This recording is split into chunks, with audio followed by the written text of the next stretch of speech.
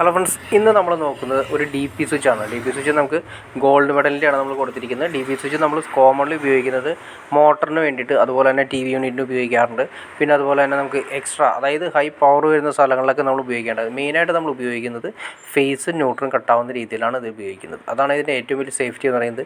T V യൂണിറ്റിലൊക്കെ ഉപയോഗിക്കുന്ന സമയത്ത്, അതായത് സ്മാർട്ട് ടി വി അതുപോലെ തന്നെ ആൻഡ്രോയിഡ് ടി വി ഒക്കെ ഉപയോഗിക്കുന്ന സമയത്ത് നമുക്ക് ഈ ഡി പി സ്വിച്ച് ഉപയോഗിക്കുകയാണെങ്കിൽ നല്ലതാണ്. കാരണം എന്തുകൊണ്ടാണെന്ന് വെച്ചാൽ നമ്മൾ ഇതിൽ കണ്ടോ L1 L2 N1 N2 എന്ന് പറയുന്നത്, L1 എന്ന് ഉദ്ദേശിക്കുന്നത് ഈ ഫേസ് ആണ് ഉദ്ദേശിക്കുന്നത്. ഫേസ് കട്ടാവും, അതുപോലെ തന്നെ ന്യൂട്രൽ കട്ടാവും. രണ്ടും കട്ട് നമുക്ക് കൺട്രോൾ ചെയ്ത് ഉപയോഗിക്കാൻ പറ്റും. അതല്ലാതെ നോർമൽ സ്വിച്ച് ആണെങ്കിൽ നമ്മൾ ഉപയോഗിക്കുന്ന സമയത്ത് നമ്മൾ വൺ വേ സ്വിച്ചാണ് ഉപയോഗിക്കുന്നത്. അതിൻ്റെ ഫേസ് മാത്രമാണ് നമ്മൾ കൺട്രോൾ ചെയ്യുന്നത്. ന്യൂട്രൽ എപ്പോഴും ടി വിയുടെ യൂണിറ്റിലേക്കും ഹോം തിയേറ്ററിൻ്റെ യൂണിറ്റിലേക്കും എല്ലാവരും കണക്റ്റഡ് ആയിരിക്കും. അപ്പോൾ പെട്ടെന്ന് ഇടിയോട്ട് കാര്യങ്ങളൊക്കെ വരുന്ന സമയത്ത് പെട്ടെന്ന് എഫക്റ്റ് ചെയ്യാനുള്ളതും അതുകൊണ്ടാണ് മെയിൻ കാരണം. അപ്പോൾ നമ്മൾ ഈ ടൈപ്പ് ഉപയോഗിക്കുകയാണ്, ഈ മോട്ടറിനൊക്കെ ഉപയോഗിക്കുന്ന ഈ ടൈപ്പാണ്. അപ്പോൾ നമ്മൾ ഓപ്പൺ വയ്ക്കുന്ന രീതിയിലുള്ള ഡി പി സ്വിച്ചാണ് നമ്മളിപ്പോൾ പരിചയപ്പെടുന്നത്. L1 L2 ഉണ്ടോ, ഇവിടെയാണ് ഫേസ് നമ്മൾ വരുന്നത്. L1 ഫേസ് കൊടുക്കും, L2 ഫേസ് ഔട്ട് കൊടുക്കും, N1 ന്യൂട്രൽ ഇന്ന് കൊടുക്കും, N2 ന്യൂട്രൽ ഔട്ട് കൊടുക്കും. അപ്പോൾ നമ്മൾ ഓൺ ഓഫ് ചെയ്യുന്ന സമയത്ത് രണ്ടും കൂടി കൺട്രോൾ ചെയ്തിട്ടാണ് മുകളിലേക്ക് പോകുന്നത് കേട്ടോ. താഴെ വരുന്ന സെക്ഷനിൽ താഴെ രണ്ടും ഇന്നും ഫേസ് ന്യൂട്രൽ താഴെയാണ് കൊടുക്കുന്നത്. അതിൽ നിന്ന് ഓൺ ചെയ്യുന്ന സമയത്ത് മുകളിലേക്ക് കണക്ഷൻ കിട്ടും. അങ്ങനെയാണ് പോകുന്നത്. അപ്പോൾ നമ്മളിപ്പോൾ ഇൻഡിക്കേറ്റർ കൊടുക്കുന്ന സമയത്ത് നമുക്കിപ്പോൾ ജസ്റ്റ് കൊടുത്തിട്ടാണെന്ന് മാത്രമേ ഉള്ളൂ. ഇൻഡിക്കേറ്റർ കൊടുക്കുന്ന സമയത്ത് നമ്മൾ എവിടെയാണ് ഔട്ടിലേക്ക് കൊടുക്കാൻ ഉദ്ദേശിക്കുന്നത് ആ സ്ഥലത്തേക്ക് ഇൻഡിക്കേറ്റർ കൊടുക്കുക. ഇതിപ്പോൾ നമ്മൾ ജസ്റ്റ് ഇങ്ങനെ താഴേക്ക് അവർ കൊടുത്തിട്ടാണെന്ന് മാത്രമേ ഉള്ളൂ. കമ്പനി ചെയ്തിട്ടാണ്, അത് ജസ്റ്റ് ഒരു ഡെമോ പോലെ ചെയ്തിട്ടാണ്, അത്രയേ ഉള്ളൂ.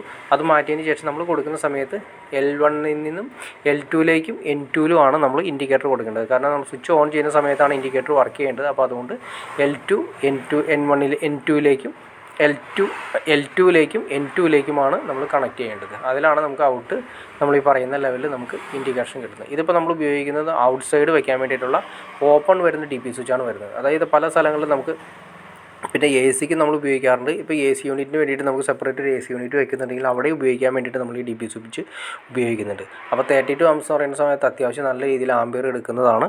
അപ്പോൾ അതുകൊണ്ട് നമ്മൾ ഈ എ സിക്ക് അതുപോലെ തന്നെ ടി വി യൂണിറ്റ് അതുപോലെ തന്നെ മോട്ടറിന് ഈ ഏരിയകളെല്ലാം തന്നെ നമ്മളിപ്പോൾ ഡി പി സ്വിച്ച് യൂസ് ചെയ്യുന്നുണ്ട്. അപ്പോൾ നമ്മൾ നേരത്തെ പറഞ്ഞു ഡി പി സ്വിച്ച് ഉപയോഗിക്കുന്നത് അത്യാവശ്യം സേഫ്റ്റി എന്ന രീതിയിൽ തന്നെ ഉപയോഗിക്കാൻ പറ്റും.